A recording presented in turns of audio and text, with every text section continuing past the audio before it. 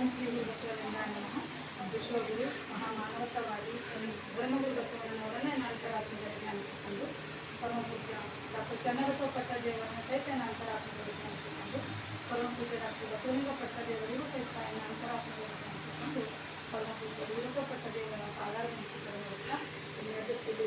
ಆಗಮಿಸಿರ್ತಕ್ಕಂಥ ಶ್ರೀಬಸವ ಪೂಜ್ಯರ ಪಾದಾರವಿಂದ ಮತ್ತು ಶಾಂತಯ್ಯ ಸ್ವಾಮಿಯವರಿಗೆ ಸಹಿತ ಎಲ್ಲ ಶರಣ ತಂದೆ ತಾಯಿಗಳು ನನ್ನ ಅನಂತ ಶರಣ. ಇವತ್ತು ಒಂದು ಬಯಸಿ ಬಂದದ್ದು ಅಂಗಭೋಗ, ಬಯಸದೇ ಬಂದದ್ದು ಲಿಂಗಭೋಗ ಅನ್ನೋ ಹಾಗೆ ಇವತ್ತು ಮಧ್ಯಾಹ್ನ ಚಿಕ್ಕಪ್ಪಾಜಿ ಅವರು ಕರೆದು ಇವತ್ತು ಮೊದಲನೇ ದಿನ ಇವತ್ತೊಂದು ನನಗೊಂದು ವಚನ ಪ್ರವಚನ ಅಂತ ಸ್ಟಾರ್ಟ್ ಮಾಡಬೇಕು ಅಂತ ಇದ್ದೀವಿ. ಹಾಗಾಗಿ ಟೀಚರ್ ಫಸ್ಟ್ ನಿಮ್ಮ ಮನೆಗೆ ಕೊಟ್ಟಿರೋದು ಅಂತ ಅಪ್ಪಾಜಿ ಕೇಳಿದಾಗ ನಿಜವಾಗ್ಲೂ ನನಗೆ ಭಾಳ ಖುಷಿ ಅನಿಸ್ತು. ಯಾಕಪ್ಪ ಖುಷಿ ಅನಿಸ್ತು ಅಂದಾಗ ಮೊದಲನೇ ಟೈಮ್ನಾಗ ವಚನ ಪ್ರವಚನ ಮನೆಗೊಂದು ವಚನ ಪ್ರವಚನ ಇಟ್ಕೋಬೇಕು ಅಂತ ಅನ್ಸಿದಾಗ ನಮ್ಮ ನೆನಪು ಅಂತಾರೆ ಅಪ್ಪಾಜಿಗೆ ಅದು ನಮ್ಗೆ ಭಾಳ ಖುಷಿ ತಂದ್ಕೊಡ್ತು. ಇದಕ್ಕೆ ಮೊದಲೊಂದು ಸಹಿತ ಮೊದಲನೇ ಸಾರಿ ಅಪ್ಪಾಜಿ ಮತ್ತೊಂದು ಸಾರಿ ಈ ಒಂದು ಇವತ್ತು ನಿನ್ನೆಗಾಗಿದ್ದಾರೆ ಈ ಕುಂಬಾರ್ ಸರ್ ಅವರು ಸಾನ್ನಿಧ್ಯದಲ್ಲಿ ಸಹಿತ ಇದು ಮನೆಯಲ್ಲಿ ವಚನ ಪ್ರವಚನ ಇತ್ತು. ಅವತ್ತು ಸಹಿತ ಮೊದಲನೇ ನಮಗೆ ನಮ್ಮದು ಕುಟುಂಬಕ್ಕೆ ಕೊಟ್ಟಿದ್ರು. ಯಾಕೆ ಮತ್ತೊಂದು ಸಾರಿ ಇನ್ನೊಂದು ಸಾರಿ ಮುಂಜಾನೆ ನಿರ್ಗುಣನ ಅಪ್ಪರು ನಿರಂಜನ ಅಪ್ಪರನ್ನು ಪ್ರವಚನ ಮಾಡ್ತಿದ್ರಲ್ಲ ಅವತ್ತು ಸಹಿತ ಮತ್ತು ಲಿಂಗ ಪೂಜೆ ಮಾಡ್ತಿದ್ರು. ಅವತ್ತು ಫಸ್ಟ್ ಮೊದಲ ನನ್ನ ನೆನಪು ಮಾಡ್ಕೊಂಡಿದ್ದಾರಲ್ಲ ಹಂಗಾಗಿ ಭಾಳ ಖುಷಿ ಅನಿಸ್ತಾ ಇದೆ. ಇದರಲ್ಲಿ ನಮ್ಮದು ಬಾಡಿಗೆಯಲ್ಲಿ ಮುಂಜಾನೆ ಸಡನ್ ಆಗಿ ಅಪ್ಪ ನಾನು ಕಸಪ್ರಾಣಕ್ಕೆ ಹೋಗ್ಬೇಕು ಅಂತ ನಾವೆಲ್ಲ ಸ್ವಲ್ಪ ಎಚ್ಚರಿಕೊಳ್ಳಕ್ಕ ಹೋಗಿದ್ದೇವೆ. ಈಗ ಹೆಂಗೆ ಮಾಡ್ಬೇಕಪ್ಪ ಸಡನ್ ಆಗಿ ಅಪ್ಪಜಾರ ಹೇಳಾರ ಹೆಂಗೆ ಮಾಡ್ಬೇಕು ಅಂದಾಗ ನಮ್ಮ ಬಾಡಿಗೆಯಲ್ಲಿ ಇರ್ತಕ್ಕಂಥವ್ರು ಇಬ್ಬರಿಗೂ ಬಂದು ನಾನು ಹೇಳ್ದ ಇಷ್ಟೆಲ್ಲ ಕೂಡ ತಯಾರಿ ಅವರೇ ಮಾಡಿರ್ಬೇಕು.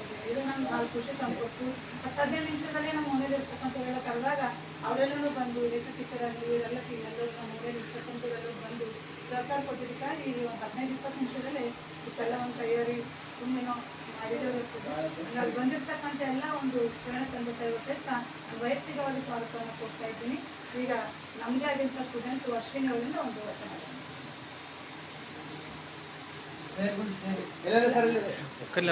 ಪೂಜೆ ಮಾಡ್ತೀವಿ. ಓಂ ಶ್ರೀ ಗುರು ಬಸವಲಿಂಗಾಯ ನಮಃ. ಶರಣು ಶರಣಾರ್ಥಿ.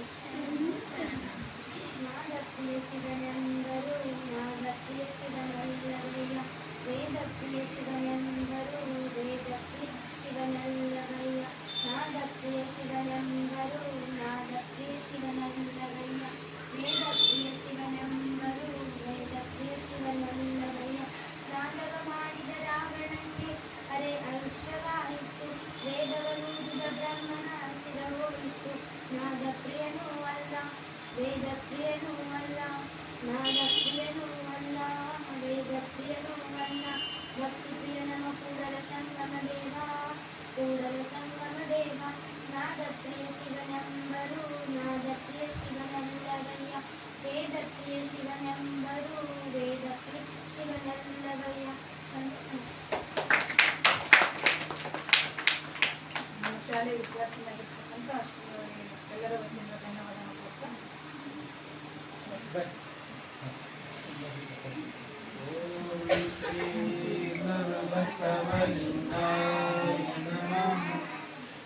ಬಸವನಾಮೂರ್ತಿ ಜ್ಞಾನಕ್ಕೆ ಮೂಲ, ಬಸವನ ಕೀರ್ತಿ ಜ್ಞಾನಕ್ಕೆ ಮೂಲ. ಬಸವ ಬಸವ ಎಂಬುದೇ ಭಕ್ತಿ ಕಾಣ ಕಪಿಲ ಸಿದ್ಧ ಮಲ್ಲಿಕಾರ್ಜುನ.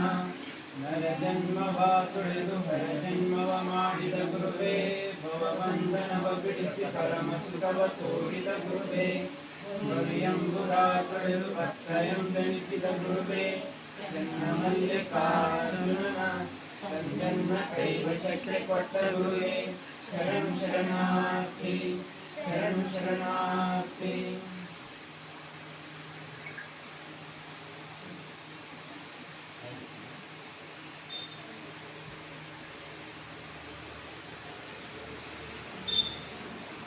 ಟ್ಯಾಂಗ್ ಪ್ಲಾಸ್ಟಿಕ್ ಹೊಡಿತೀವಲ್ಲ ಅವಾಗ ಹೂವು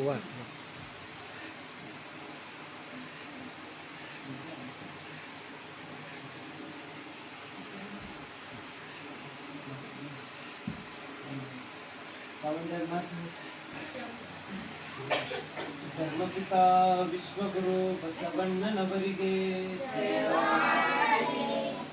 ಓಂ ಶ್ರೀ ಗುರು ಬಸವಲಿಂಗಾಯ ನಮಃ.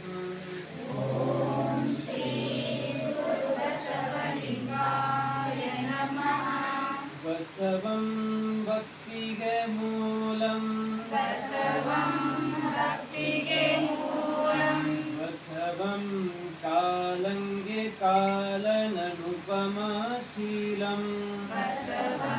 ಕಾಲಂಗೆ ಕಾಲನನುಪಮಶೀಲಂ ಬಸವಂ ಜಂಗಮಲೋಲಂ ಬಸವ ರಕ್ಷಿಪುದೆನ್ನ ಸಂಗನ ಬಸವ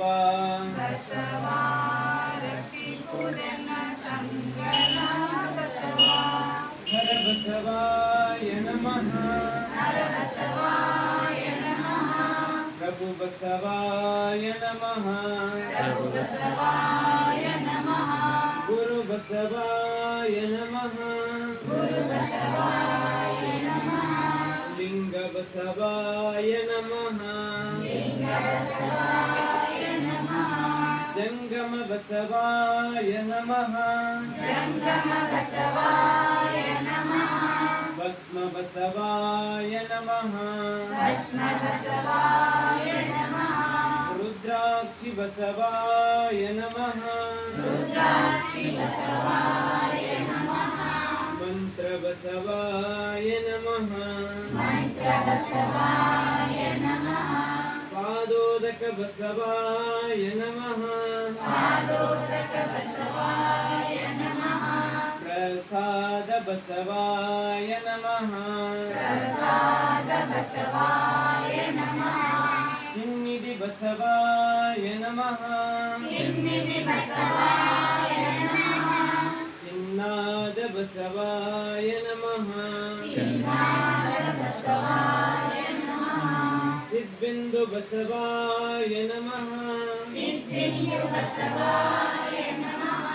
ಚಿತ್ಕಲ ಬಸವಾಯ ನಮಃ ಚಿದಂಗ ಬಸವಾಯ ನಮಃ ನಿಷ್ಪ್ರಪಂಚ ಬಸವಾಯ ನಮಃ ನಿರಂಜನ ಬಸವಾಯ ನಮಃ ನಿರ್ಗುಣ ಬಸವಾಯ ನಮಃ ನಿತ್ಯ ತೃಪ್ತ ಬಸವಾಯ ನಮಃ ಅಕಾರ ಬಸವಾಯ ನಮಃ ಊಕಾರ ಬಸವಾಯ ನಮಃ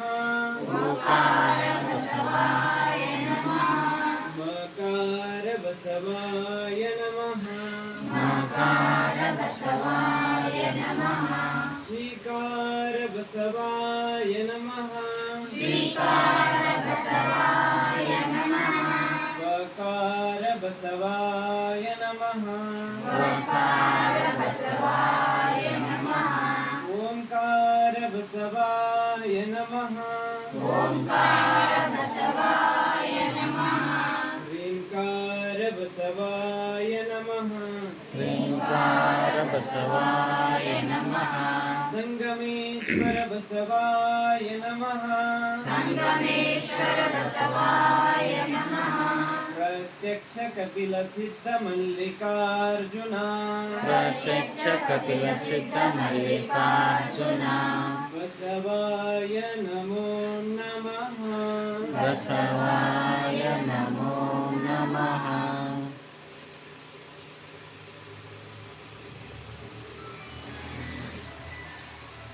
ಗುರು ಬಸವಲಿಂಗಾಯ ನಮಃ ಶ್ರೀ ಗುರು ಬಸವಲಿಂಗಾಯ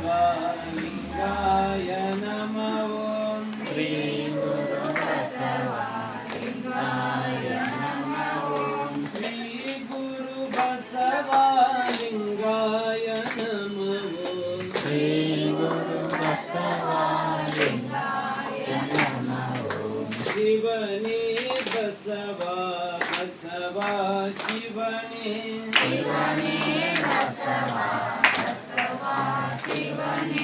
ಬಸವ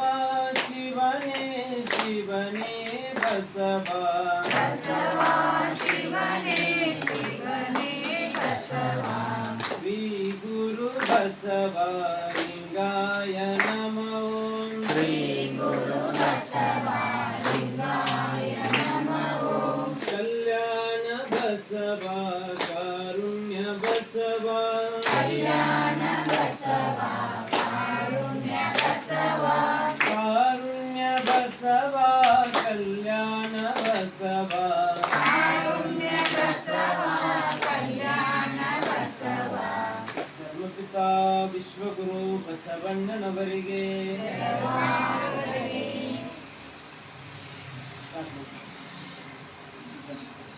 ಅನುಭವ ಸ್ಟಾರ್ಟ್ ಮಾಡಿ. ಹಾಂ ಅನುಭವ ಸ್ಟಾರ್ಟ್ ಮಾಡ್ತೀವಿ.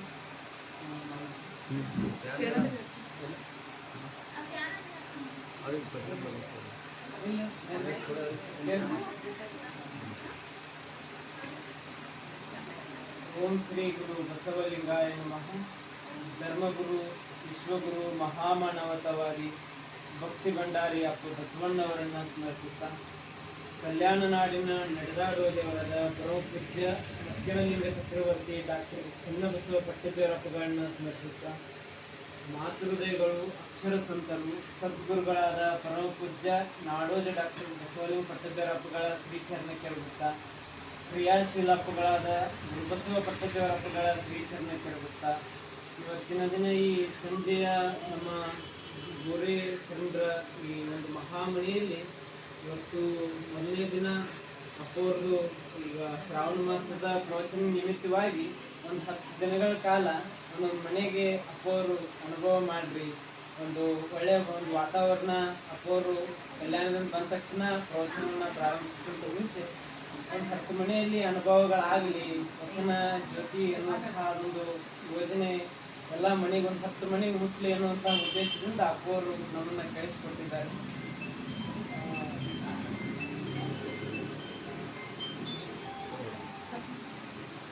ಮರ್ತ್ಯಲೋಕದ ಮಹಾಮಣಿ ಹಾಳಾಗಿ ಹೋಗಬಾರದೆಂದು ಕರ್ತನಟ್ಯದನೆಯ ಒಬ್ಬ ಶರಣನ. ಆ ಶರಣ ಬಂದು ಕಲ್ಯಾಣವೆಂಬ ಶಿವಪುರವ ಕೈಲಾಸವ ಮಾಡಿ ರುದ್ರಗಣ ಪ್ರಮಥ ಗಣಗಳೆಲ್ಲರ ಹಿಡಿತಂದು ಅಗಣಿತ ಗಣಗಳೆಲ್ಲರ ಹಿಡಿತಂದು ಅಸಂಖ್ಯಾತರೆಂದು ಹೆಸರಿಟ್ಟು ಕರೆದು ಶ್ರುತ ದೃಷ್ಟ ಪವಾಡದಿಂದ ಭಕ್ತಿಯ ಕುಳಸ್ಥಲವ ಮೆರೆದು ಶಿವಾಚಾರವೆಂಬ ಧ್ವಜವಣಿತು ದೇವಲೋಕಕ್ಕೆ ಮರ್ತ್ಯಲೋಕಕ್ಕೆ ನಿಚ್ಚಣಿಕೆಯಾದನು. ಆ ಶಿವಶರಣನ ಮನೆಯೊಳಗಿಪ್ಪ ಶಿವಗಣಗಳ ತಿಂತಿನಿಯ ಕಂಡು ಎನ್ನ ಮನ ಉಗ್ಗಿ ಉಬ್ಬಿ ಕೊಬ್ಬಿ ಹರ್ಷದಿ ಓಲಾಡುತ್ತಿದ್ದಯ. ನಮ್ಮ ಗುಹೇಶ್ವರನ ಶರಣ ಸಂಗನ ಬಸವಣ್ಣನ ದಾಸೋಹದ ಗಣವ ಏನೆಂದನಬಹುದು ನೋಡ ಸಂಗನ ಬಸವಣ್ಣ. ಈ ವಚನದಲ್ಲಿ ಅಲ್ಲಮ ಪ್ರಭುದೇವರ ಅಪ್ಪಗಳು ಬಸವಣ್ಣವರ ನಿಲುವು ಯಾವ ರೀತಿ ಇತ್ತು, ಅವರ ವ್ಯಕ್ತಿತ್ವ ಎಷ್ಟು ವಿಸ್ತಾರವಾಗಿತ್ತು ಅನ್ನೋದನ್ನ ಹೇಳ್ತಾ ಇದ್ದಾರೆ. ಮರ್ತ್ಯಲೋಕದ ಮಹಾಮಣಿ ಅಂತ ಹೇಳ್ತಾರೆ. ಏನ್ ಈ ಜಗತ್ತೈತಲ್ಲ, ನಮ್ಮದೆಲ್ಲ ಮಣಿಗಳ ಹೆಂಗದಾವ, ಒಂದೊಂದು ರೀತಿ ಒಂದು ಸೈಜ್ ಅದಾವ. ಮರ್ತ್ಯಲೋಕದ ಮಹಾಮಣಿ ಅಂದ್ರೆ ಈ ಭೂಲೋಕ, ದೇವರು ಸೃಷ್ಟಿ ಮಾಡಿರುವಂತ ಈ ಲೋಕ, ಈ ಮಹಾಮಣಿ ಹಾಳಾಗಿ ಹೋಗಬಾರದೆಂದು ಈ ಭೂಮಿಯಲ್ಲಿರುವಂತಹ ಜನರು ಸಣ್ಣ ಸಣ್ಣ ವಿಚಾರಕ್ಕೆ ಅವರು ಒಂದು ಕ್ಷಣಿಕ ವಿಚಾರಗಳಿಗಾಗಿ ತಮ್ಮ ಜೀವನವನ್ನೇ ಹಾಳು ಮಾಡ್ಕೊಳ್ತಾ ಇದ್ದಾರೆ. ಅದಕ್ಕಾಗಿ ಅಂತ ಪರಿಸ್ಥಿತಿ ಬರಬಾರದು ಅನ್ನುವಂಥ ಉದ್ದೇಶದಿಂದ ಆ ಸೃಷ್ಟಿಯನ್ನ ಈ ಜಗತ್ತನ್ನ ನಿರ್ಮಾಣ ಮಾಡಿರುವಂಥ ಸೃಷ್ಟಿಕರ್ತ ಪರಮಾತ್ಮ ಯಾರನ್ನ ಕಳಿಸಿರಂತಂದ್ರೆ ಬಸವಣ್ಣವ್ರನ್ನ ಕಳಿಸ್ತಾರೆ. ಅಂದ್ರೆ ಕರ್ತನ ಪ್ರತಿರೂಪ ಅಂತ ಹೇಳ್ತಾರೆ. ಆ ಬಸವಣ್ಣವ್ರು ಬಂದು ಏನೇನ್ ಮಾಡಿದ್ರು, ಕಲ್ಯಾಣದೊಳಗೆ ಯಾವ ರೀತಿ ಪರಿವರ್ತನೆಯನ್ನ ಮಾಡಿದ್ರು ಮುಂದೆ ಹೇಳ್ತಾರು. ರುದ್ರಗಣ ಪ್ರಮಥ ಗಣಗಳೆಲ್ಲರ ಹಿಡಿತಂದು ಅಂತ ಹೇಳ್ತಾರೆ. ಯಾರ್ಯಾರು ಒಂದ್ ರೀತಿ ದೇವಾಲಯಗಳಿಂದ ಅಂದ್ರೆ ಬಹಳಷ್ಟು ಸ್ವಾತಂತ್ರ್ಯದಿಂದ ವಂಚಿತರಾಗಿದ್ರಲ್ಲ ಅಂತವ್ರಿಗೆಲ್ಲ ಏನ್ ಮಾಡಿದ್ರಂದ್ರೆ ಸಮಾನತೆಯನ್ನ ಕೊಟ್ಟವ್ರು ಯಾರಂತಂದ್ರೆ ಬಸವಣ್ಣವ್ರು, ಸಮತಾವಾದಿಗಳು ಬಸವಣ್ಣವ್ರು. ಬಸವಣ್ಣವ್ರು ಬಂದು ಇಂತ ಬಿದ್ದವರು ಅಂದ್ರೆ ಒಂದು ಸಾಲಿನೊಳಗೆ ಹೇಳ್ತಾರೆ, ಬಿದ್ದವರ ತಾಯಿ ಯಾರು ಅಂತಂದ್ರೆ ಬಸವಣ್ಣ ಅಂತ. ಯಾರು ಇನ್ನೇನು ನಮ್ಮ ಜೀವನ ಮುಗಿತಪ್ಪ, ಕೊನೆ ಹಂತಕ್ಕೈತಿ ಅನ್ನುವಂತಹ ಪರಿಸ್ಥಿತಿ ಒಳಗು ಬಂದು ಯಾರು ಆ ಎತ್ತಾರಲ್ಲ ಅವರೇ ಬಸವಣ್ಣ. ಅಂದ್ರೆ ಬಸವಣ್ಣವ್ರ ನಿಲುವು ಹೆಂಗಿತ್ತಂತಂದ್ರೆ ಏನೇ ಆಗ್ಲಿ ಮುಂದಾಲೋಚನೆ ಯಾವ ರೀತಿ ಇತ್ತಂದ್ರೆ ಕಲ್ಯಾಣವನ್ನ ಯಾವ ರೀತಿ ಕಟ್ಟಬೇಕು, ಯಾವ ರೀತಿ ಶರಣ ಸಮೂಹವನ್ನ ಸಂಘಟನೆ ಮಾಡಿ ಒಂದು ಒಳ್ಳೆ ಒಂದು ಉನ್ನತವಾದಂತಹ ಒಂದು ಕಲ್ಯಾಣ ರಾಜ್ಯವನ್ನು ನಿರ್ಮಾಣ ಮಾಡಬೇಕು ಅನ್ನುವಂತಹದ್ದು ಬಸವಣ್ಣವ್ರದ್ದು ಒಂದು ದೂರದೃಷ್ಟಿಯಾಗಿತ್ತು. ಕಲ್ಯಾಣ ರಾಜ್ಯ ನಿರ್ಮಾಣ ಮಾಡಬೇಕು. ಅದಕ್ಕಾಗಿ ಬಸವಣ್ಣವರು 770 ಅಮರಗಣಗಳು 1,96,000 ಚರಜಂಗಮನ್ನ ಕಲ್ಯಾಣದೊಳಗೆ ಸೇರಿಸಿದ್ರು ಮತ್ತು ದಿನನಿತ್ಯ ದಾಸೋಹಕ್ಕೆ ವ್ಯವಸ್ಥೆ ಮಾಡಿದ್ರು. ಮತ್ತೆ ಮುಂದೆ ಹೇಳ್ತಾರು, ದೇವಲೋಕಕ್ಕೆ ಮರ್ತ್ಯಲೋಕ ಮತ್ತು ದೇವಲೋಕಕ್ಕೆ ನಿಚ್ಚಣಿಕೆ ಆದ್ರು ಅಂತ ಹೇಳ್ತಾರೆ. ಯಾವ ರೀತಿ ನಾವು ಕೆಳಗಿನ ಮ್ಯಾಲ ಬರ್ಲಿಕ್ಕೆ ನಿಚ್ಚಣಿಕೆ ಹಾಕ್ತೀವಲ್ಲ, ಆ ರೀತಿ ಎಲ್ಲೋ ಇರೋ ದೇವಲೋಕ ಅಂತಂದ್ರೆ ನಮ್ಮಲ್ಲೇ ದೇವಲೋಕ ಐತಂತ ಅದನ್ನ ತೋರಿಸಿ ಕೊಟ್ಟವ್ರು ಯಾರಂತಂದ್ರೆ ಬಸವಣ್ಣವರು. ಮತ್ ಮುಂದೆ ಏನಂತಂದ್ರೆ ಆ ಬಸವಣ್ಣವರ ಮನೆಯಲ್ಲಿ ಏನ ದಿನನಿತ್ಯ ಪ್ರಸಾದ ನಿಲ್ತಿತ್ತಲ್ಲ, ನಮ್ಮ ಗುಹೇಶ್ವರನ ಶರಣ ಸಂಗಣ ಬಸವಣ್ಣನ ದಾಸೋಹದ ಗಣವ ಏನೆಂದೆನ್ನಬಹುದು ನೋಡ ಸಿದ್ದರಾಮಯ್ಯ. ಅಲ್ಲಿ ಏನ ದಾಸೋಹ ಇತ್ತಲ್ಲ, ಎಲ್ಲ ಬಂದವ್ರಿಗೆ ಒಂದೊಂದು ಸಮಯದೊಳಗೆ ಜಂಗಮರು ಅದು ಬೇಕು, ಬಹಳಷ್ಟು ಕಂಡೀಷನ್ ಆಗ್ತಿದ್ರು, ಇದೇ ಇರ್ಬೇಕು ಅಂತ ಹೇಳ್ತಿದ್ರು. ಬಸವಣ್ಣವರು ಜಂಗಮರು ಮನಸ್ಸು ನೋಯಿಸಬಾರ್ದು, ಅವ್ರು ಏನ್ ಹೇಳ್ತಾರಲ್ಲ ಅದು ಪ್ರಸಾದ ಸಿದ್ಧತೆ. ಮತ್ತು ಬಸವಣ್ಣವ್ರಿಗೆ ಏನ್ ಪ್ರಸಾದ ಇಷ್ಟ ಆಗಿತ್ತು ಅಂತಂದ್ರೆ, ನಿಮ್ಮ ಒಕ್ಕೂದ ಮಿಕ್ಕೂದ ನುಂಡು ಕುಣಿದಾಡುವೆ ಅಂತ ಹೇಳ್ತಾರೆ. ಶರಣರು ಏನು ಬಿಟ್ಟು ಹೋಗಿರ್ತಾರಲ್ಲ, ಕೊನೆಗೆ ಏನು ಉಳಿದಿರ್ತೈತಲ್ಲ ಅದನ್ನ ಉಂಡು ನಾನು ಏನಾಗ್ತೀನಿ ಸಂತೃಪ್ತನಾಗಿರ್ತೀನಿ ಅಂತ ಹೇಳ್ತಾರೆ ಬಸವಣ್ಣವರು. ಅಂತ ಒಂದು ವಿಚಾರವಾದಿಗಳು. ಅಷ್ಟು ಅವರಲ್ಲಿ ಏನಿತ್ತಂದ್ರೆ ಎಲ್ಲಿ ಕಲ್ಮಶತೆ ಇಲ್ಲ, ಎಲ್ಲಿ ಏನಂತಂದ್ರೆ ಒಂದು ಸ್ವಲ್ಪರೇ ಇನ್ನೂ ಒಂದು ತಾಯಿಯಲ್ಲಿ ಏನಾರ ಒಂದು ಸ್ವಲ್ಪ ಇದನ್ನು ಬಂದಿರ್ಬೋದು. ಆದ್ರೆ ಬಸವಣ್ಣ ಅನ್ನುವಂತಹ ಮಹಾತಾಯಿಯಲ್ಲಿ ಎಲ್ಲಿ ಒಂದು ಸ್ವಲ್ಪನೂ ಒಳಗು ಕಲ್ಮಶತೆ ಅನ್ನುವಂತಹ ಸುಳಿಲಿಲ್ಲ ಕೊನೆಯವರೆಗೂ. ಅಂತ ಮೇರು ವ್ಯಕ್ತಿತ್ವವನ್ನ ಕಾಯ್ಕೊಂಡು ಹೋದವ್ರು ಯಾರಂತಂದ್ರೆ ಅಪ್ಪ ಬಸವಣ್ಣವರು. ಮತ್ತು ಕಲ್ಯಾಣದೊಳಗೆ ಎಲ್ಲರೂ ಕಾಯಕ ಮಾಡ್ತಿದ್ರು, ಕಾಯಕ ಮಾಡದೆ ಇರುವಂತವ್ರೇ ಇಲ್ಲಾಗಿದ್ರು. ಬಿಜ್ಜಳ ಅರಸ ಅಂತ ಏನ್ ಬಸವಣ್ಣ ನಮ್ಮ ಈ ಕಲ್ಯಾಣದೊಳಗೆ ದಿನಕ್ಕೆ ದಿನ ಏನಂತಂದ್ರೆ ಆದಾಯ ಏರ್ತಾ ಹೊಂಟದಿಲ್ಲ, ನಮ್ಮ ರಾಜ್ಯದ ಸಂಪತ್ತು ವರ್ಷಕ್ಕೆ ಇರತ್ತಿದ್ದಲ್ಲ, ಏನ್ ಕಾರಣ ಅಂತ ಕೇಳ್ತಾರೆ ಬಸವಣ್ಣವ್ರಿಗೆ. ಅವಾಗ ಬಸವಣ್ಣವ್ರು ಹೇಳ್ತಾರು, ಇಲ್ಲಿ ಯಾರೂ ಕಾಯಕ ಮಾಡದೆ ಪ್ರಸಾದ ಮಾಡಲ್ರಪ್ಪ, ಒಪ್ಪತ್ತುಂಡ್ರು ಅದು ಕಾಯಕ ಮಾಡೇ ಮಾಡಿರ್ತಾರ ಅವರು. ಅದಕ್ಕಾಗಿ ಕಾಯಕಕ್ಕೆ ಅಷ್ಟು ಮಹತ್ವ ಕೊಟ್ಟಾರಂತ ಹೇಳಿ ಈ ರೀತಿ ಆಗತ್ತಿದೆ ಅಂತ ಹೇಳ್ತಾರೆ. ಪ್ರತಿಯೊಬ್ಬರು ಶರಣರು ಅವ್ರದ್ದು ಏನಂತಂದ್ರೆ ಕಾಯಕ ಮಾಡಿನಿ, ಕಾಯಕ ದಾಸೋಹ, ಇವೆರಡು ಏನಂದ್ರೆ ಮೂಲ ಸಿದ್ಧಾಂತಗಳು. ಅದನ್ನ ಜೀವನ ತುಂಬ ತಾವು ಅಳವಡಿಸ್ಕೊಂಡು ಜನರಿಗೆ ತೋರಿಸ್ತಿದ್ರು. ನಡೆ ನುಡಿಯನ್ನು ಒಂದಾಗಿಸಿಕೊಂಡು ಶರಣರು ಬದುಕಿದ್ರು. ತಮ್ಮ ಯಾವ ರೀತಿ ನುಡಿ ಇತ್ತಲ್ಲ ಆ ರೀತಿ ನಡೆ ಇತ್ತು. ಅದಕ್ಕೆ ಯಾವುದಕ್ಕೂ ಎಲ್ಲಿ ವ್ಯತ್ಯಾಸ ಇಲ್ಲಾಗಿತ್ತು. ಅದಕ್ಕೆ ಮಾದಾರ ಚೆನ್ನಯ್ಯ ಶರಣರು ಒಂದು ವಚನದೊಳಗೆ ಬರ್ತದೆ, ಹಾಡಿನ ಮೂಲಕ ಹೇಳ್ಬೇಕಂದ್ರೆ, ನಡೆನುಡಿ ಸಿದ್ಧಾಂತವಾದಲ್ಲಿ ಕುಲಗೋಲೆ ಸೂತಕವಿಲ್ಲ, ನುಡಿಲೇಸು ನಡೆಯದ ಮಾವಾದಲ್ಲಿ ಅದೇ ಬಿಡುಗಡೆ ಇಲ್ಲದ ಹೊಲೆ, ಕಳವು ಪಾರದ್ವಾರಂಗಳಲ್ಲಿ ಹೋಲವನರಿಯದೆ,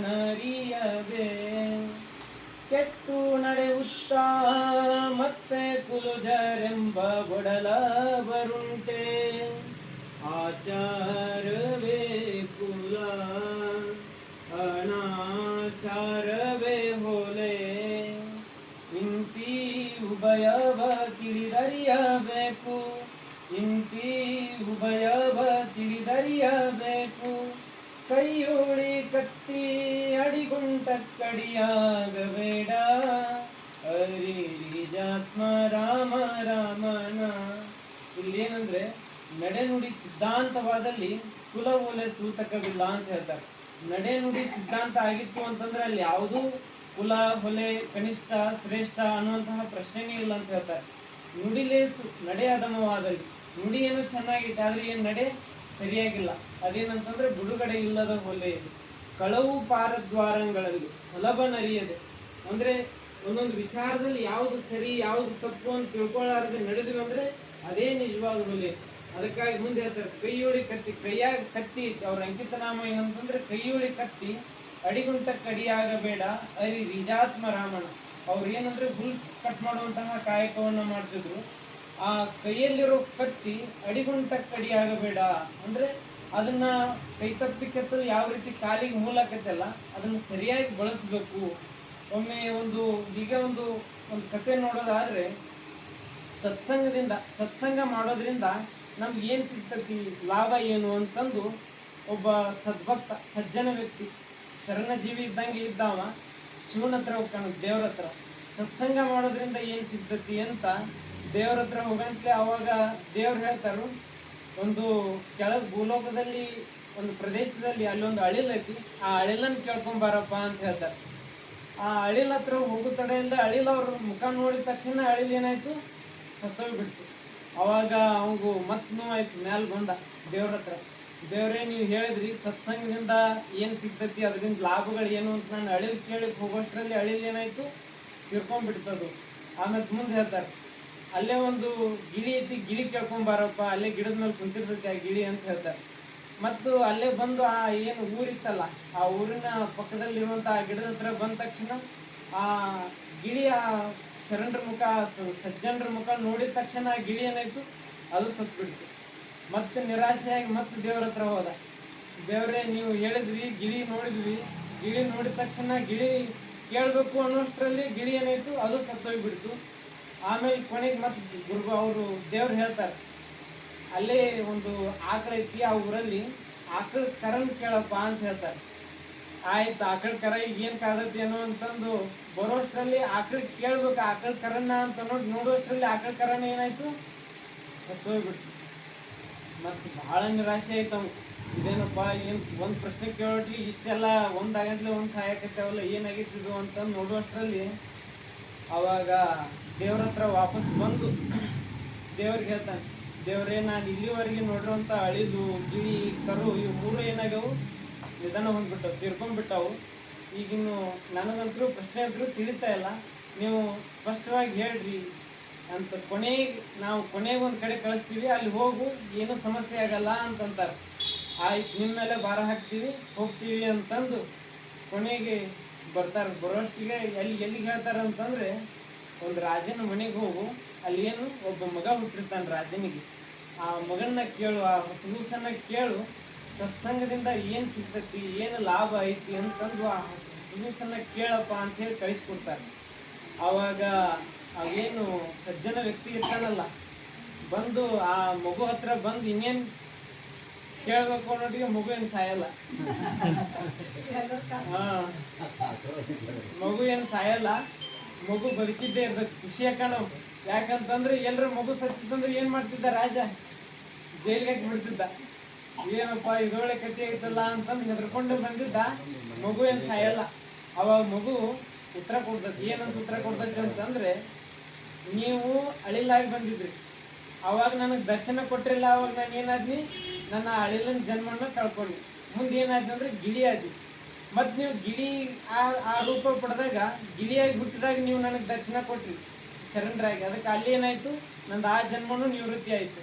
ಕೊನೆಗೆ ಏನಾದ್ನಿ, ನಾನು ಪುಣ್ಯಕೋಟಿ ಹೊಟ್ಟೆಯಲ್ಲಿ ಹುಟ್ಟಿ ಏನಾದ್ನಿ, ಆಕಳ ಕರು ಆದ್ನಿ. ಅವಾಗ ನೀವು ಬಂದು ನನಗೆ ದರ್ಶನ ಕೊಟ್ರಿ, ಅವಾಗ ಏನಾಯ್ತು, ನನ್ನ ಜನ್ಮ ಸಾರ್ಥಕ ಆಯ್ತು. ಅಲ್ಲಿಂದ ನಾನು ಮುಕ್ತಿ ಹೊಂದಿ ಎಲ್ಲಿಗೆ ಬಂದಿ, ನಾನು ಮನುಷ್ಯ ಜನ್ಮಕ್ಕೆ ಬಂದೀನಿ. ಮನುಷ್ಯ ಅಂದರೆ ಇವು ರಾಜನ ಹೊಟ್ಟೆಯಲ್ಲಿ, ಅಂದರೆ ಒಬ್ಬ ಗುರುವಿನ, ಒಬ್ಬ ಒಳ್ಳೆಯ ಶರಣರ, ಒಬ್ಬರ ಸಜ್ಜನರ, ಶುದ್ಧ ವ್ಯಕ್ತಿಗಳ, ಶುದ್ಧ ಮನಸ್ಸು ಉಳ್ಳವರ ಮುಖ ನೋಡೋದ್ರಿಂದ, ಶರಣರ ಮುಖ ನೋಡೋದ್ರಿಂದ ಈ ರೀತಿಯಾಗಿ ನಮ್ಮ ಬಹುಬಂಧನಗಳು ಕಳ್ಕೊಂತ ಹೋಗ್ತಾವು. ನಮ್ಮ ಜೀವನ ದಿವ್ಯಮಯ ಆಕತಿ, ನಮ್ಮ ಬದುಕು ಪಾವನ ಆಕತಿ. ಅದಕ್ಕಾಗಿ ಸಿದ್ದರಾಮೇಶ್ವರ್ ಹೇಳ್ತಾರೆ, ಬದುಕು ಹೆಂಗಿರ್ಬೇಕು ಅಂತ ಹೇಳ್ತಾರೆ. ಒಬ್ಬರ ಮನವ ನೋಯಿಸಿ, ಒಬ್ಬರ ಮನೆಯ ಘಾತವ ಮಾಡಿ, ಗಂಗೆಯಲ್ಲಿ ಮುಳುಗಿದಡಿ ಏನಾಗುವುದಯ್ಯ ಅಂತ ಹೇಳ್ತಾರೆ. ಒಬ್ಬರ ಮನಸ್ಸನ್ನ ನೋಯಿಸಿ, ಒಬ್ಬರ ಮನೆಯನ್ನ ಘಾತವ ಮಾಡಿ, ಗಂಗೆಯೊಳಗೆ ಮುಳುಗಿದಡಿ ಏನಾಗುವುದಯ್ಯ, ಚಂದ್ರನು ಗಂಗೆಯ ತಡದಲ್ಲಿದ್ದಡೇನು, ಆ ನೀರ ಗಂಗೆ ತಡದೊಳಗೆ ಚಂದ್ರ ಇದ್ರೆ ಏನು, ಕಳಂಕ ಬಿಡದಾಯಿತಯ್ಯ. ಇದು ಕಾರಣ ಒಬ್ಬರ ಮನವ ನೋಯಿಸದವನು, ಒಬ್ಬರ ಮನವ ಘಾತವ ಮಾಡದವನು. ಒಬ್ಬರ ಮನಸ್ಸನ್ನ ನೋಯಿಸಿದವ, ಒಬ್ಬರ ಮನವನ್ನ ಘಾತವ ಮಾಡದವ, ಅವನೇ ಪರಮ ಪಾವನ ನೋಡ ಕಪಿಲ ಸಿದ್ಧ ಮಲ್ಲಿಕಾರ್ಜುನ. ಯಾರು ಪರಮ ಪಾವನರು, ಯಾರು ಪರಿಶುದ್ಧರಂತಂದ್ರೆ, ಇನ್ನೊಬ್ಬರ ಮನಸ್ಸನ್ನ ನೋಯಿಸಿದವರೇ ಪಾವನರು, ಅವರೇ ಪರಿಶುದ್ಧರು, ಅವರೇ ಏನಂತಂದ್ರೆ ನಿಜ ಮುಕ್ತಾತ್ಮರು ಅಂತ ಹೇಳ್ತಾರೆ. ಅದಕ್ಕಾಗಿ ಪಾಪ ಅನ್ನುವಂಥದ್ದು ಅದಕ್ಕೆ ಹೆಸರು ಅಲ್ಲ, ಅದು ರಾಡಿನೂ ಅಲ್ಲ, ಅದು ಮೈ ತೊಳ್ಕೊಂಡ್ಗೆಲ್ಲ ಹೋಗುವಂಥದ್ದಲ್ಲ. ಅದಕ್ಕೆ ಏನಂದ್ರೆ, ಪಾಪ ಹೋಗ್ಬೇಕಾಗಿತ್ತಂದ್ರೆ ಪ್ರಾಯಶ್ಚಿತ್ತ, ಪಾಪ ಕಳಿಬೇಕಾಗಿತ್ತಂದ್ರೆ ಪ್ರಾಯಶ್ಚಿತ್ತ ಇರ್ಬೇಕು. ಮತ್ತು ಬಸವಣ್ಣವ್ರು ಹೇಳ್ತಾರೆ, ನಿತ್ಯ ಪ್ರಾಯಶ್ಚಿತ್ತರನ್ನೆಲ್ಲ ಕೂಡಲ ಸಂಗಮ ದೇವ. ಒಂದ್ ಸರ್ತಿ ತಪ್ಪು ಮಾಡಿ ಹೊಳ್ಳಿ ಮತ್ತೆ ಪಶ್ಚಾತ್ತಾಪ ಪಟ್ಟು ಮತ್ತೆ ತಪ್ಪು ಮಾಡೋದಲ್ಲ. ಒಂದ್ ಸರ್ತಿ ತಪ್ಪು ಮಾಡಿ ತಿಳ್ಕೊಂಡು ನಡೆದ್ವಿ, ಅದೇ ಇದನ್ನ ಏನಂತಂದ್ರೆ ಪಾವನ. ಅದೇ ಏನಂದ್ರೆ ಒಂದ್ ಸರ್ತಿ ಪಶ್ಚಾತ್ತಾಪ ಒಂದೇ ಸರ್ತಿ ಹೇಳ್ತಾರೆ. ಹೊಳ್ಳಿ ಮತ್ತೆ ಪಶ್ಚಾತ್ತಾಪ ಪಡೋದು, ಪಾಪ ಮಾಡೋದು, ಪಶ್ಚಾತ್ತಾಪ ಪಡೋದು ಹಿಂಗಿಲ್ಲ. ಅದಕ್ಕಾಗಿ ಶರಣರ ತತ್ವ ಹೆಂಗಂತಂದ್ರೆ ಒಂದ್ ಸರ್ತಿ ಗಟ್ಟಿಯಾಗಿ ಹಿಡ್ಕೊಂಡು ಅದ್ರ ತಕ್ಕಂಗ ನಡ್ಕೊಂಡು ಹೋಗೋದು. ಅವು ಕೊಡೋ ಭಗವಂತ ಯಾವತ್ತೂ ಕಡಿಮೆ ಮಾಡಲ್ಲ. ಅದು ನಂಬಿಗೆಟ್ಟವರಿಲ್ಲ ಒಂದು ಮಾತೈತಲ್ಲ, ಆ ಮಾತಿನಂತೆ ನಡ್ಕೊಳ್ಬೇಕು. ನಮ್ಮ ಬದುಕಿನಲ್ಲಿ ಆ ವಿಚಾರಗಳನ್ನ ಅಳವಡಿಸ್ಕೊಳ್ಬೇಕು.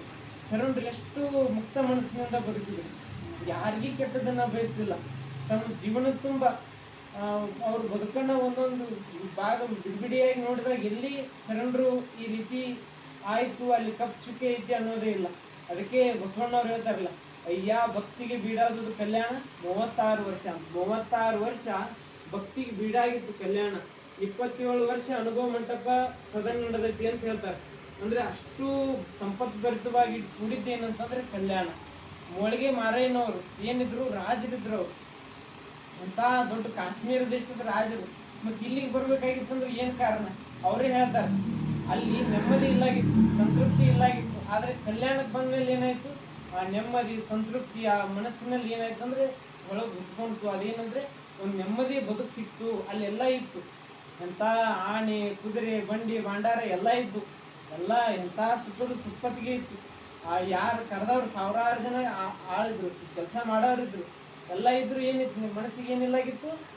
ನೆಮ್ಮದಿ ಇಲ್ಲಾಗಿತ್ತು. ಅದಕ್ಕೆ ಕಾಶ್ಮೀರದಿಂದ ಬಂದ್ರು ಯಾರು? ಮೊಳಿಗೆ ಮಾರಯ್ಯನವ್ರು. ಅದಕ್ಕೆ ನಾವು ಇಲ್ಲಿಂದ ಎಲ್ಲಿಗೆ ಹೋಗ್ಬೇಕು? ಇಲ್ಲಿಂದ ಇಲ್ಲೇ ಆಶ್ರಮ, ಬಸವ ಕಲ್ಯಾಣಕ್ಕೆ ಏನು ಬೇಡ್ರಿ, ಇಲ್ಲೇ ಆಶ್ರಮ ಬರ್ರಿ ಸಾಕು.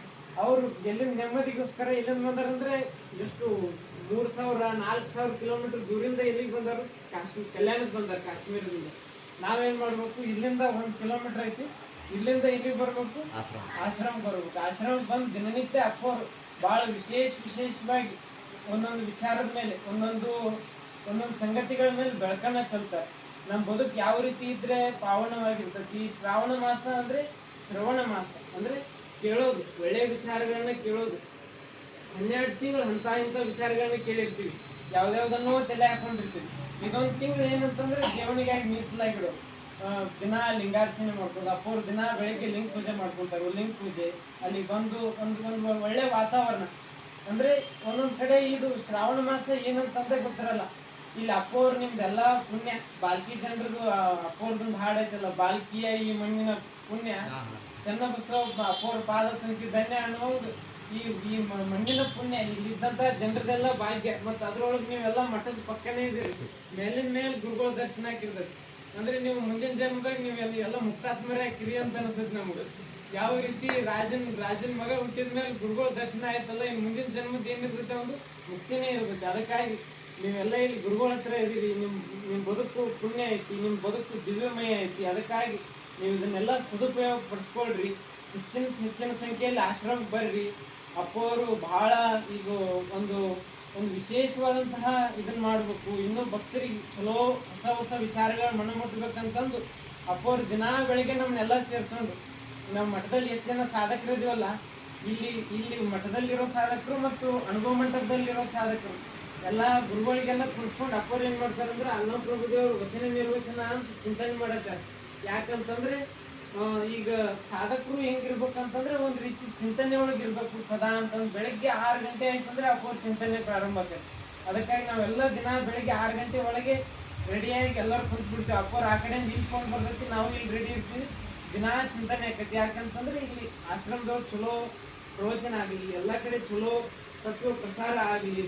ಅಂದ್ರೆ ಬಸವಾದಿ ಶರಣರು ನಿಲುವು ಏನ್ ಸತ್ಯ ಐತಲ್ಲ, ನಿಜ ಏನ್ ಆಚರಣೆ ಐತಲ್ಲ, ಅದು ಜನರ ಮನಸ್ಸಿಗೆ ಮುಟ್ಲಿ, ಜನರ ಬದುಕು ಹಸನಾಗ್ಲಿ, ಭವ್ಯಮಯ ಆಗಲಿ ಅಂತ ಹೇಳಿ ಅಪ್ಪವರು ಈಗ ಶ್ರಾವಣ ಮಾಸದ ಪ್ರಯುಕ್ತವಾಗಿ ಒಂದು 10 ದಿನಗಳ ಕಾಲ ಒಂದೊಂದು ಮನೆಗೆ ಈ ವ್ಯವಸ್ಥೆಯನ್ನ ತಂದಿದ್ದಾರೆ. ಅದಕ್ಕಾಗಿ ನಾವು ಬಹಳ ಚೆನ್ನಾಗಿ ವ್ಯವಸ್ಥೆ ಮಾಡಿದ್ದೀವಿ. ನಾವೇನು ಒಬ್ಬರೇ ಬರೋರ್ತೀವಿ, ಆದ್ರೂ ಇಷ್ಟೆಲ್ಲ ಭಾಳ ಚಲೋ ವ್ಯವಸ್ಥೆ ಮಾಡಿ ಎಲ್ಲ ಹಣ್ಣು ಆರತಿ ಮತ್ತು ಹೂವು ಎಲ್ಲ ಚಲೋ ಒಳ್ಳೆ ತಯಾರಿ ಮಾಡಿದ್ದೀರಿ. ತಮಗೇನು ಅನಂತ ಧನ್ಯವಾದಗಳು, ಕೃತಜ್ಞತೆಗಳು. ನಾವು ಬರೋರು ಒಬ್ರು ಇರ್ತೀವಿ, ಬಂದು ಮತ್ತು ಒಂದು 15 ನಿಮಿಷ 20 ನಿಮಿಷ ಅನುಭವ ಮಾಡೋರಿರ್ತೀವಿ, ಮಾಡಿ ಹೋಗೋರು. ಇಷ್ಟು ಬರ್ಲಿಕ್ಕೆ ಇಷ್ಟೆಲ್ಲ ಚಲೋ ವ್ಯವಸ್ಥೆ ಮಾಡಿರಲ್ಲ, ನಮಗೆ ಭಾಳ ಅನಂತ ಕೋಟಿ ಧನ್ಯವಾದಗಳು. ಇವೆರಡು ಮಾತುಗಳನ್ನ ಪರಮ ಪೂಜ್ಯರ ಪಾದಕ್ಕೆ ಅರ್ಪಿಸುತ್ತಾ ತಾವೆಲ್ಲ ಶ್ರಾವಣ ಮಾಸದ ಪ್ರವಚನಕ್ಕೆ ಬರ್ತೀರಿ ಅನ್ನುವಂತಹ ಒಂದು ಮಹತ್ ಅಪೇಕ್ಷೆಯನ್ನು ಇಟ್ಕೊಂಡು ತಮ್ಮೆಲ್ಲರ ಅಂತರಾತ್ಮ ದಿವ್ಯ ಚೇತನಗಳಿಗೆ ಭಕ್ತಿಯ ಶರಣಾರ್ಥಿಗಳು. ಇದರಲ್ಲಿ ಅಪ್ಪಾಜಿ ಸ್ಪೆಷಲ್ ಏನಂದ್ರೆ ಇವಾಗ ಶ್ರಾವಣ ಮಾಸ ಪ್ರವಚನಕ್ಕೆ ತಮ್ಗೆಲ್ಲರೂ ಮನೆ ಬಂದು ತರಲಿಕ್ಕೆ ಅಂತಾರೆ. ಇದು ನಮ್ಮೆಲ್ಲ ನಮ್ಮ ಓಣಿ ಒಂದ್ಸರಿ ಬಂದು ಬರ್ರಿ ಅಂತ ಹೇಳ್ತಕ್ಕಂಥ ಒಂದು ಕಾರ್ಯಕ್ರಮ ಅಪ್ಪಾಜಿ ಅಂದ್ಕೊಂಡಾರ. ಹಾಗಾಗಿ ತಾವೆಲ್ಲರೂ ಬರ್ತೀವಿ ಅಂತಕ್ಕಂಥ ಒಂದು ಮಹದಾಶೆಯನ್ನು ಇಟ್ಕೊಂಡು ಪರಮ ಪೂಜ್ಯರಿಗೆ ನಮ್ಮ ಕುಟುಂಬದ ವತಿಯಿಂದ ಶರಣಾರ್ಥಿಯನ್ನು ಶಾಂತೇಶ್ವರಿಯವರಿಗೆ ಸ್ವಲ್ಪ ಶರಣಾರ್ಥಿಯನ್ನು ಸಲ್ಲಿಸ್ತಾ ಬಂದಿರತಕ್ಕಂಥ ಎಲ್ಲ ಶರಣಾರ್ಥಿಗಳಿಗೆ ಸಹಿತ ನನ್ನ ವೈಯಕ್ತಿಕವಾಗಿ ಧನ್ಯವಾದವನ್ನು ಕೋರ್ತಾ ರಾಜು ದುಡ್ಡೇವ್ರ ಸಹಿತ ಬಂದಿದ್ದಾರೆ. ಬಹಳ ಖುಷಿ ಆಯಿತು. ಹಾಗಾಗಿ ಎಲ್ಲರಿಗೂ ಮತ್ತೊಂದು ಸಾರಿ ಶರಣಾರ್ಥಿಯನ್ನು ಸಲ್ಲಿಸ್ತಾ ಈಗ ಮಂಗಳದಿಂದ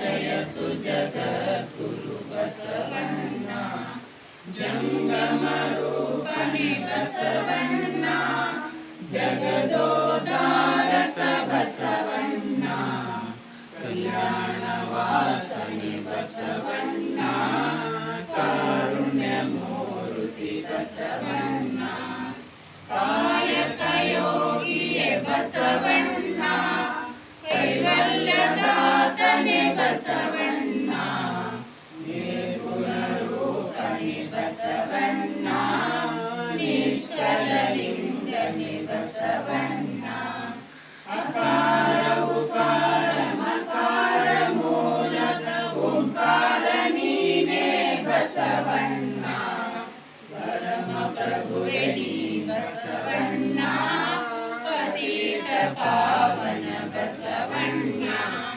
ಭಕ್ತರ ಪ್ರಾಣನೆ ಬಸವಣ್ಣ ಭವಭಯ ತಾರಕ ಬಸವಣ್ಣ ಶಂಕರ ನೀನೇ ಬಸವಣ್ಣ ಶಂಕರ ನೀನೇ ಬಸವಣ್ಣ ಮಂಕು ಮಾನವರ ಮದವನ್ನು ಹರಿಸಿದ ಮಾದೇವ ನೀನೇ ಬಸವಣ್ಣ ಅಣುವಿನೊಳಗೆ ನೀ ಅಣುವಣ್ಣ ಮಹದೊಳಗೆ ನೀ ಮಹಾವಣ್ಣ ಶರಣೋದಯ ನಿವಾಸನೆ ಅಣ್ಣ ಬೇಗನೆ ಬಾರೋ ಬಸವಣ್ಣ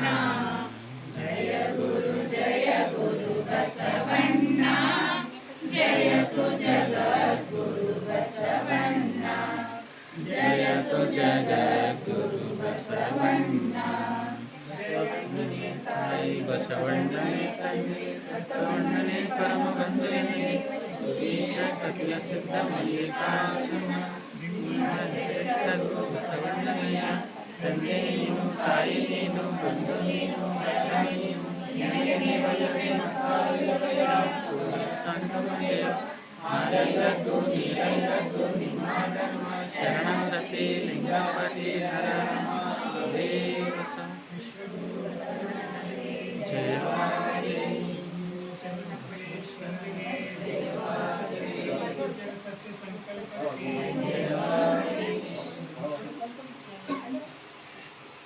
ಅಲ್ಲಿ ನಾಳೆ 7 ಗಂಟೆ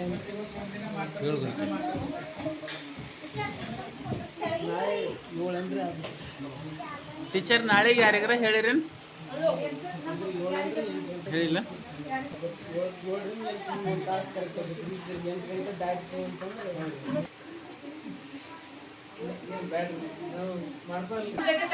ಸುಮ್ಮನೆ ಕರೀಲಿ ಅಥವಾ ಒಂದು ಪ್ರಸಾದ ಬರುವಾಗೇನೆ ಪ್ರಸಾದ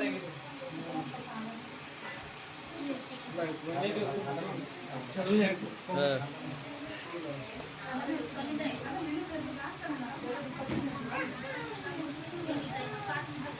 ಎಲ್ಲರೂ ನಿಂದ್ರು ಒಂದೇ ಸಲ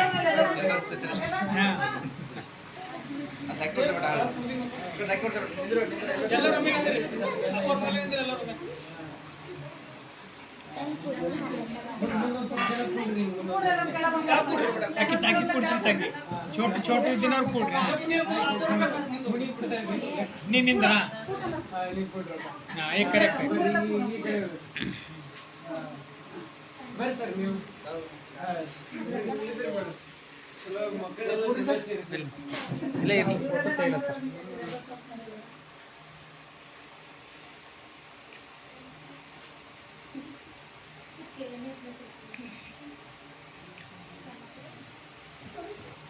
ಚಲೋ ಹೋದ್ರಿ ಎಲ್ಲ.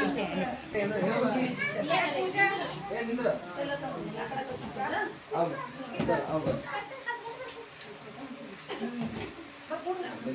ಗಡ್ಬಡಿ ಮಾಡ್ತೀನಿ.